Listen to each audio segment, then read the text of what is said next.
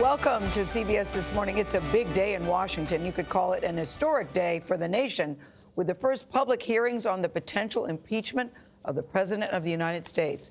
Mr. Trump set to begin in just a few hours. It's a rare moment when Congress takes on one of the most serious responsibilities under the Constitution.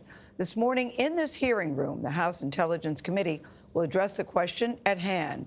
Did President Trump withhold military aid to pressure Ukraine to investigate Democrats, including former Vice President Joe Biden? Members will question Bill Taylor, the top U.S. diplomat in Ukraine, and Deputy Assistant Secretary of State George Kent. Both men are career Foreign Service officials who have served presidents of both parties for more than half a century combined.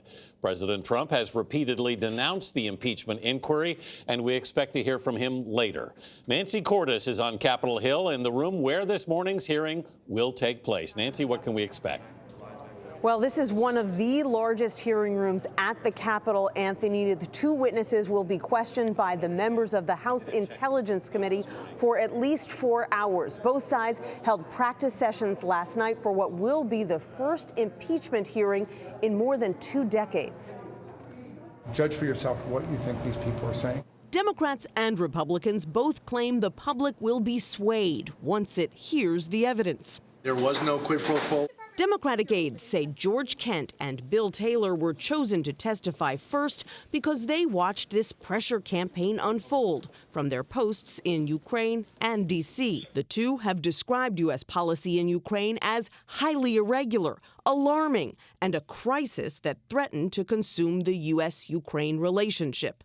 Taylor said the Ukrainians were just desperate when they learned that millions in aid had been withheld, but that President Trump insisted that the Ukrainian president go to a microphone and say he is opening investigations of former Vice President Joe Biden. I don't think there's anyone better than Bill Taylor, who had a bird's eye view of a scheme to extort Ukraine.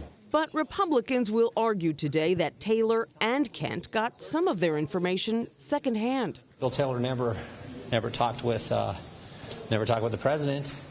There was all kinds of important meetings that he wasn't present at. If Democrats decide to go through with impeachment, the House Judiciary Committee would have to write and approve articles of impeachment that would then go to the full House for a vote. A minute before your meeting?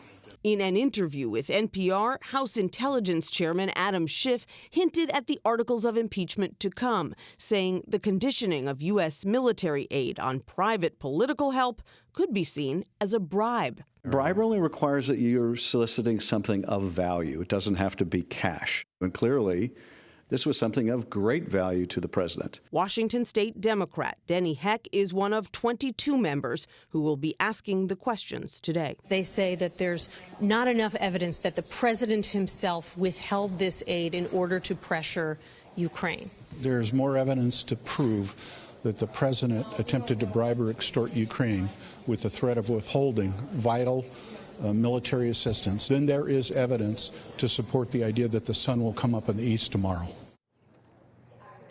And there are many more public hearings to come. Democrats just announced last night that 8 more people will testify next week, including Lieutenant Colonel Alex Vindman and Ambassador to the EU Gordon Sondland. Republicans had requested 9 of their own witnesses, and Democrats are going to allow 3 of them to testify as well.